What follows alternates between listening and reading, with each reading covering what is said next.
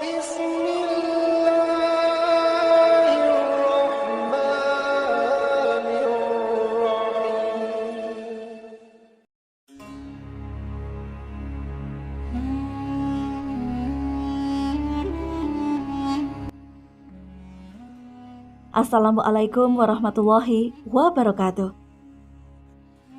Sahabat beriman yang dirahmati Allah, semoga kita semua senantiasa diberikan keberkahan umur, keberkahan rezeki, dan senantiasa dilindungi oleh Allah Subhanahu wa Ta'ala. Amin ya Rabbal 'Alamin. Sahabat beriman yang dirahmati Allah, di Gunung Kawi terdapat makam yang dikeramatkan.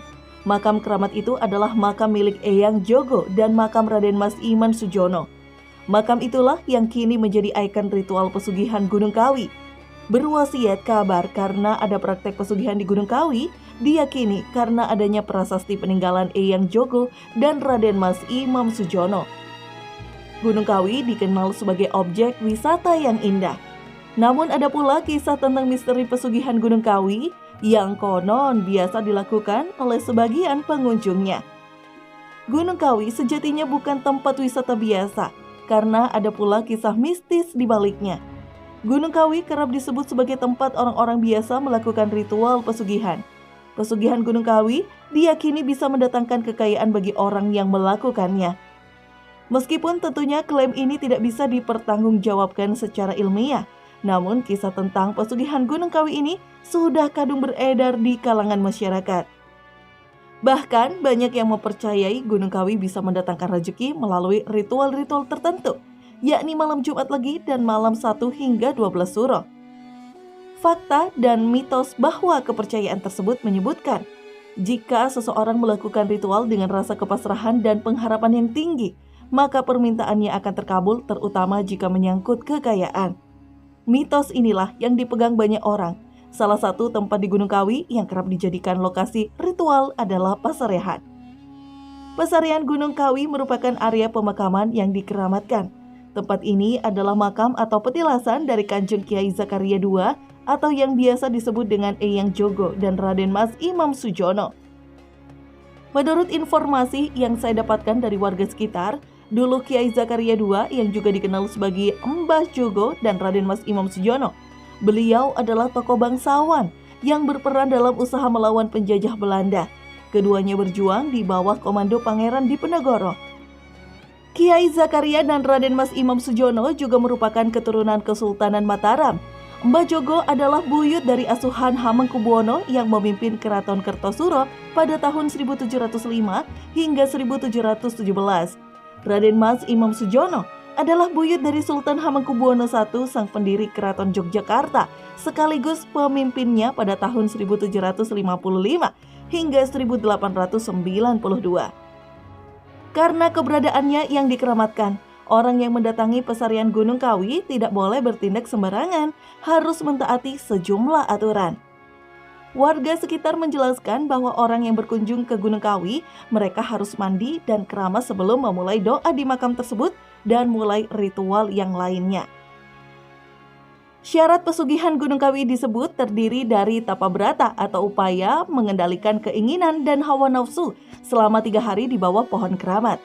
Dalam ritual ini, pelaku pesugihan harus membuat kontrak dengan penguasa gaib di Gunung Kawi dan memberikan tumbal setiap tahunnya. Pemberian tumbal ini terbilang mengerikan, sebab tumbal dari pelaku pesugihan tersebut adalah orang yang masih memiliki hubungan darah dengannya. Setelah ritual dilakukan dan tumbal harus segera diberikan. Menurut pengakuan orang yang sudah melakukan ritual pesugihan yang tak bisa saya sebutkan namanya, tubuh pelaku pesugihan tersebut terasa terbakar. Lebih parahnya lagi, bahwa tubuhnya bisa mengeluarkan cairan seperti nanah dan masih ada penyakit misterius yang dideritanya. Konsekuensi mengerikan itu dirasakan beberapa tahun setelah beliau mendapatkan kekayaan secara instan dan ritual pesugihan tersebut karena beliau tidak bisa memberikan korban tumbal selanjutnya. Pelaku pesugihan seakan masuk alam barzah karena akan menjadi pengikut pesugihan tersebut. Perjanjian yang sudah diikat pun tak bisa dibatalkan. Sungguh miris mendengar orang-orang yang memilih jalan pintas hanya karena ingin cepat kaya, karena telah melakukan hal yang sudah pasti bertentangan dengan agama.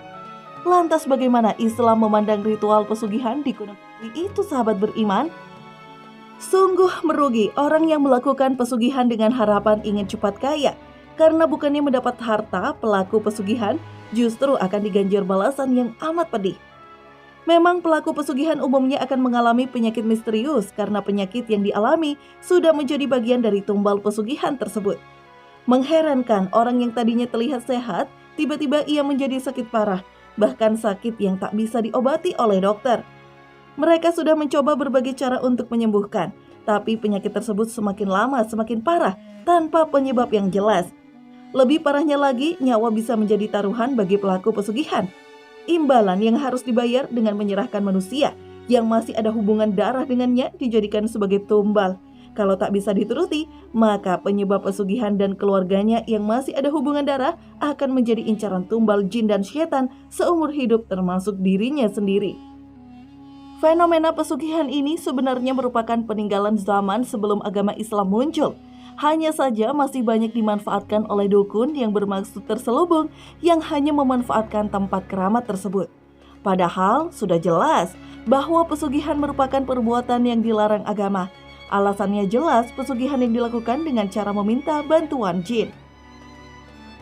Pesugihan yang meminta bantuan jin dilakukan dengan melibatkan dukun, di mana seseorang akan dimintai syarat tertentu yang biasa disebut dengan tumbal oleh jin dan syaitan yang bersangkutan. Bahkan sebagian warga sekitar membantah bahwa pesarian Gunung Kawi bukanlah tempat untuk mencari pesugihan dengan cara ritual yang menyesatkan, karena tempat tersebut telah dimanfaatkan oleh dukun yang ada maksud terselubung. Bahwa orang yang berkunjung ke Gunung Kawi itu bukan untuk mencari pesugihan, melainkan mereka datang untuk berziarah, harus mandi dan keramas terlebih dahulu sebelum memulai doa di makam Eyang Jogo dan Raden Mas Imam Sujono. Ada filosofi di balik aturan tersebut. Mandi dan keramas adalah simbol kesucian. Kewajiban untuk melakukan keduanya adalah simbol bahwa seseorang harus dalam keadaan suci, lahir dan batin sebelum berdoa.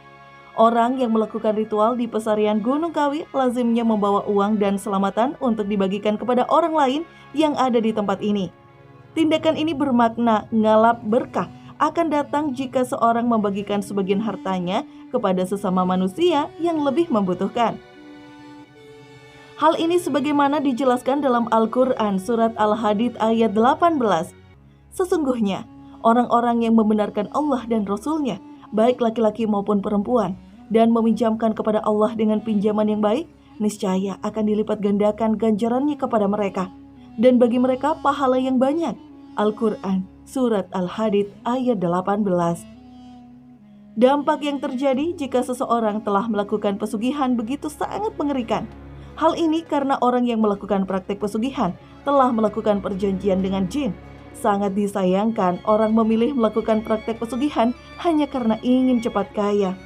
Padahal Allah Subhanahu wa Ta'ala telah memberikan jaminan kesuksesan pada setiap umatnya, yaitu pendataan sholat tahajud dan mau bekerja keras.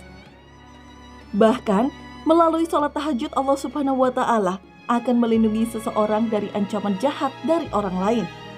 Bahwa Allah Subhanahu wa Ta'ala sudah berfirman, dan pada sebagian malam lakukanlah sholat tahajud. Tambahan bagimu, mudah-mudahan Tuhanmu mengangkatmu ke tempat yang terpuji. Dan katakanlah Muhammad, ya Tuhanku, masukkan aku ke tempat masuk yang benar dan keluarkan pula aku ke tempat keluar yang benar. Dan berikanlah kepadaku dari sisimu kekuasaan yang dapat menolongku. Quran surat Al-Isra ayat 79 hingga 80. Sahabat beriman yang dirahmati Allah, dari sini kita bisa paham bahwa tak perlu melakukan pesugihan dengan harapan ingin cepat kaya. Sebab itu adalah permainan setan dan iblis.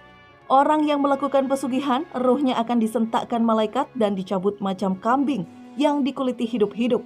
Wallahu a'lam bishawab. Demikianlah yang bisa saya bagikan. Semoga video ini bermanfaat untuk kita. Assalamualaikum warahmatullahi wabarakatuh.